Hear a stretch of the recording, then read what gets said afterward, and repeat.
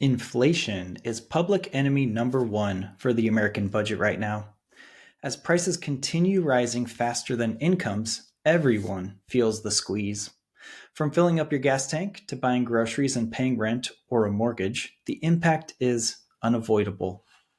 So, what can you do besides feel powerless? A lot, actually. I'm going to outline 5 solid tactics for inflation proofing your money.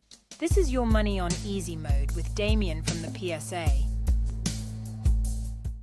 My name is Damien, and I spread financial knowledge that puts your money on easy mode. I'm that weird friend of yours who obsesses over credit card sign-up bonuses, high-yield savings account interest rates, and index fund expense ratios. In today's episode, we'll learn what millionaires buy at dollar stores. I'll show you 5 ways to take advantage of high inflation, and we'll uncover a sneaky way that marketers get you to think you're getting a discount when you're actually just paying full price. And now for some headlines. So you might think that millionaires only shop at high-end stores and buy expensive brands, right? Well, not so fast. Some of the savviest self-made millionaires out there still frequent Dollar Tree for certain items.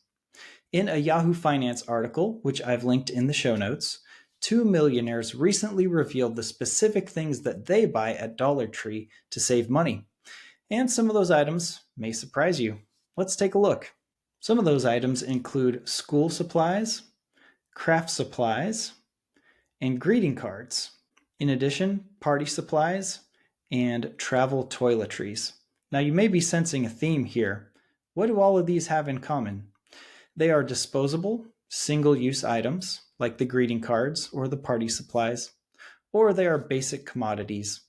The lesson here is to spend a lot on the things that matter to you and will last, and go cheap on those things that you care less about or that will get used up quickly.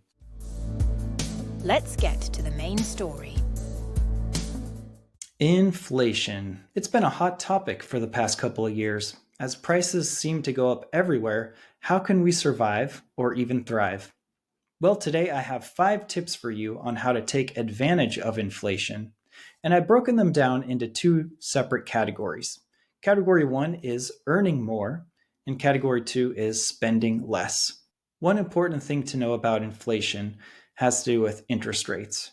Interest rates rise and fall with inflation. In a recent video that I posted to Instagram and TikTok, I discussed how rich people play both sides of the game to make money when interest rates rise and when they fall.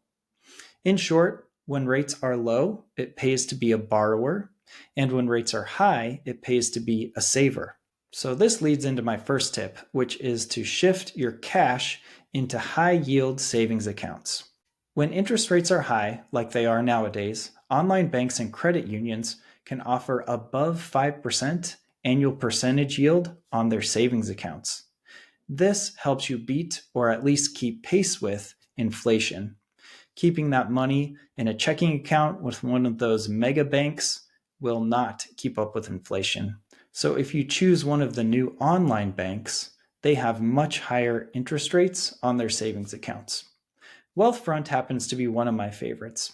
Wealthfront has some of the highest yields in the industry on their savings accounts.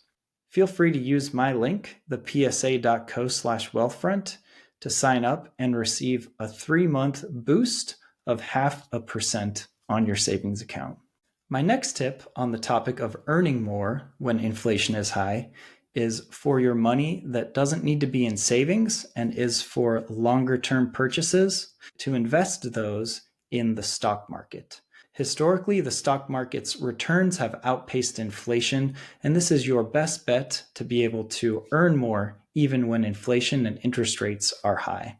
Now, 2 of my favorite brokerages for investing in stocks are Vanguard, they're my number 1 favorite because of their rock bottom fees, and Fidelity, who is a close second place.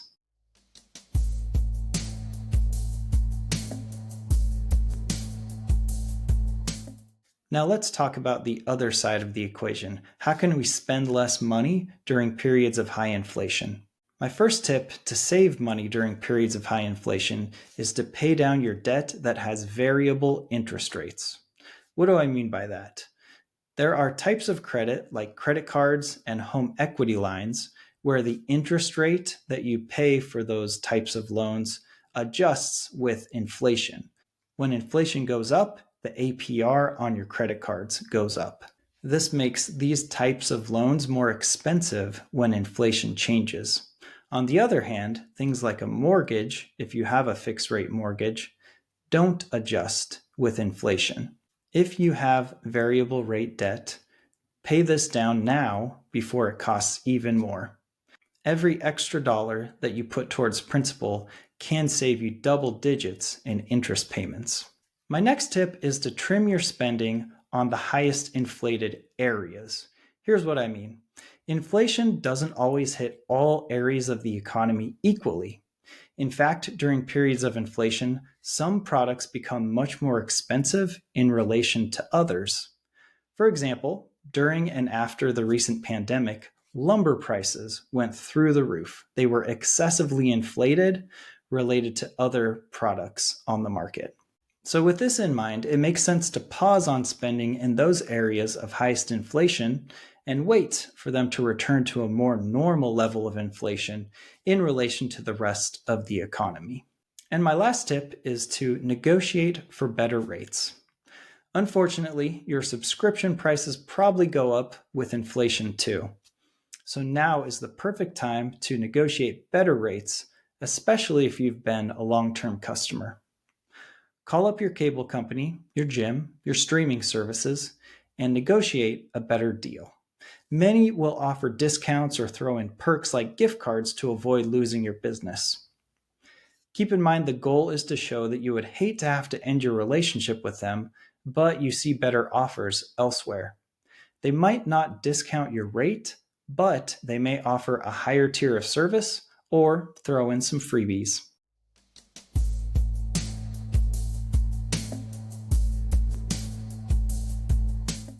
So there you have my 5 tips to make money during periods of high inflation. Shift your cash into a high yield savings account, invest in the stock market, pay down debt with variable interest rates, trim your spending on those areas that have the highest inflation, and finally, negotiate better interest rates. Let's check in on the PSA around the web. One of the oldest plays in the marketing book is to offer the illusion of a discount, so the customers feel like they're getting an excellent deal that they just can't pass up. I recently discussed this tactic in a video that I posted on Instagram and TikTok. Let's check it out. Have you ever wondered why stores always seem to have products on sale? Strap in, because today we're talking all about the sneaky pricing tactic that is price anchoring. Anchoring works by creating an artificially high starting price so that the true sales price looks like it's a lot cheaper. The retailers want you to focus on the difference between the anchor price and the retail price rather than focusing on the actual value of the item that you're purchasing.